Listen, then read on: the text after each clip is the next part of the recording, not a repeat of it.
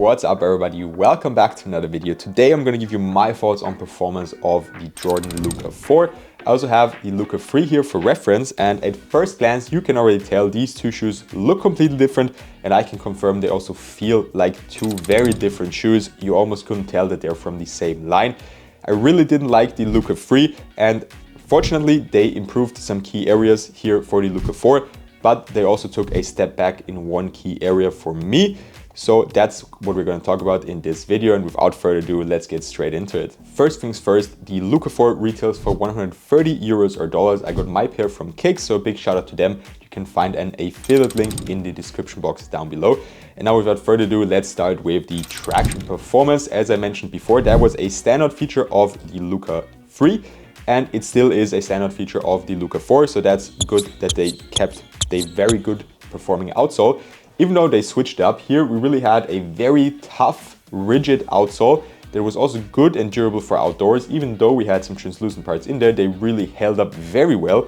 Here, I don't think durability will be as good. And for the pattern, we have a mix of a translucent and a solid rubber, but mostly it's translucent, so see-through. And we have a kind of faded out herringbone pattern. As I said, the grooves are very shallow and they're very easy to move, so I really don't think these will be a good option for outdoors. They will perform well, but they're going to wear down relatively quickly. So if you want an outdoor shoe, there's definitely better options.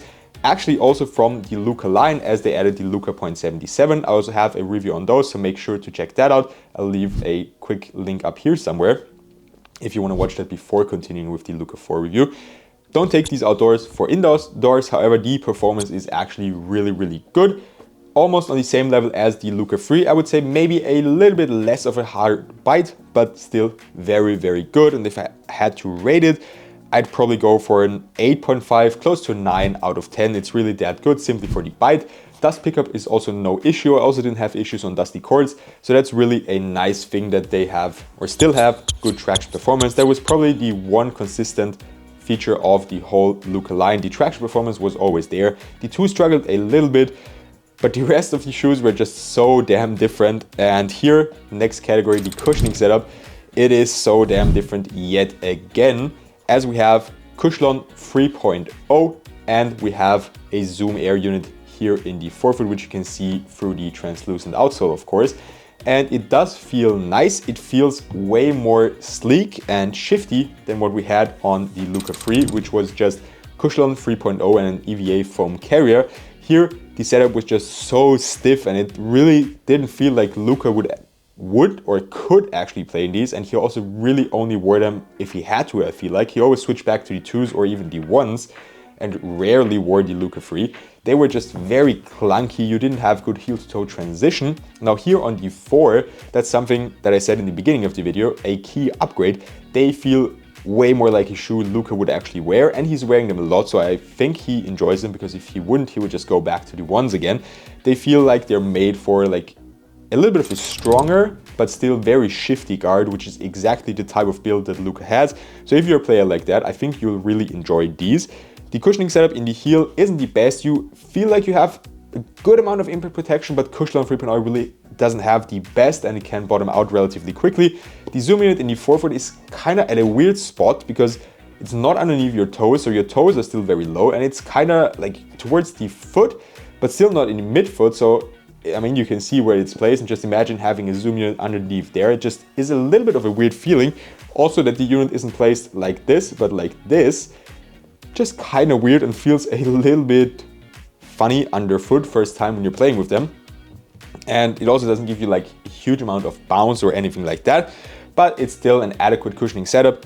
Just really interesting that the whole line just has cushioning mix all over the places, so there is really no consistency in that category. Maybe the only thing that's staying the same is that they use Cushioning 3.0, but as I said, that's not really the main thing that you're going to feel in the shoe, as it's more like the zoom unit and then just a foam feeling. And here we had the EVA foam that feels still relatively similar. So for cushioning, I'd say it's an upgrade because it doesn't feel as clunky and heel to toe transition is way better, but it's still not top tier impact protection or top tier court feel. It's like right in between. For the support features of the shoe, that's actually something where I think they took a little bit of a step back. We still have a full length isoplate, which gives you some bounce. I'm not going to say they're not bouncy, just the zoom unit doesn't really give you that much bounce. The isoplate provides decent torsional support and a good amount of bounce. It's actually full length, goes all the way from the front to your heel, so from the tip of your toes to the heel of the shoe, and it's okay. But if we look at the flex test, you can see that they do flex in the midfoot area and they flex relatively easily, which is something I don't like at all. And now if we compare it with the Luka 3, which were very supportive, you can see these flex in the toe area, and here, because we have all these plasticky overlays and the isoplate, it just doesn't flex as easily. Also, just from side to side, it's way more stiff. That was a good thing, and I wish they would have kept that torsional support in the Luka 4 as well. Probably they just couldn't manage to do that, because it seems like Jordan brand is kind of struggling with torsional support. The Jordan 39 doesn't even have a shank plate, which is crazy. Just hooped with them yesterday and they're very, very comfortable, but they don't have enough support for me and for my liking, and I think for a lot of players.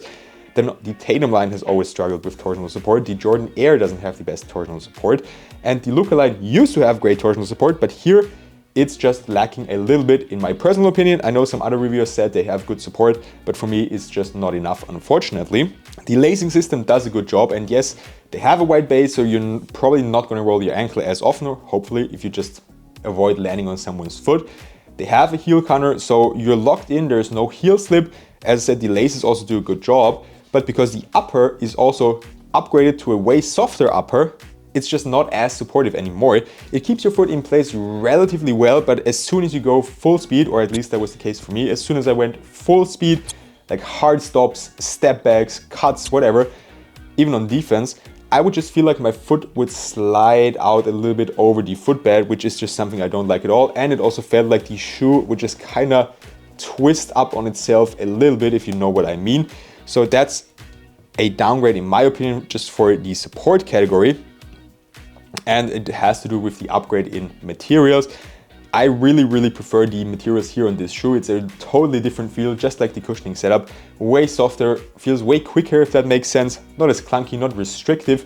Here, as you can see, I played with those and they are still pretty damn stiff and hard to move, especially here in the forefoot. They also had a weird fit, and then this plasticky outrigger here. It was just a very weird feel.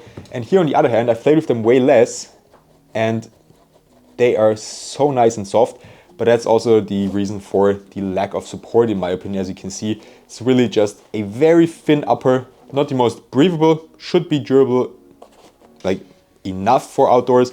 As I said, I wouldn't recommend them for outdoors, but if you really want to do, I think the upper will hold up relatively well. It's just going to be the outsole that's going to have an issue. We also have a very nice padded tongue here in the top, which I like a lot, adds a lot of comfort, and the insole also looks very cool. It's cool design, does nothing for performance or for support or more comfort, but just a cool design, which I just like. If the shoe looks good, you're also going to play good. If you feel good, you play good. That's just how it is. And that's pretty much it for the materials already. It's all textile. That's what I forgot to say, my bad. No leather materials on there, no synthetic leather, no real leather. All textiles, so all synthetic materials. I like it a lot. And the overall design of the shoe, at first I really didn't like it. It's kind of growing on me, looks nice in my opinion. We have some details that I also really enjoy. We have Luka's logo here on the tongue. We also have it here on the box, by the way, if you want to know what that looks like. And my favorite detail is this little heart here on the inside of the tongue. I don't know why, it just looks really cool. As I said, the insole does as well.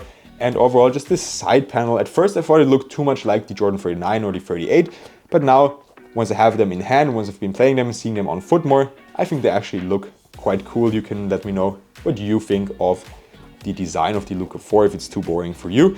And now for the last two things we're going to talk about, that's going to be the fit and the weight of the shoes.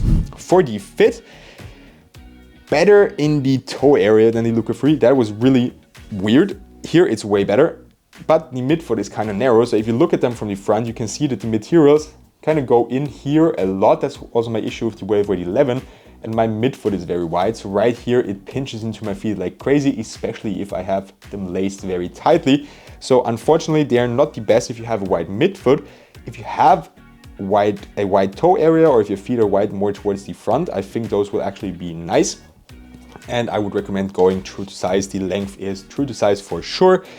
If you have very narrow feet, you could try going down half a size because the toe box is a little bit more roomy, but I think true to size will fit most people. And for wide footers, if you can, maybe try them out in store. I know if you're in Austria like me, or just in general in some European countries, it's actually very hard to find shoes in store.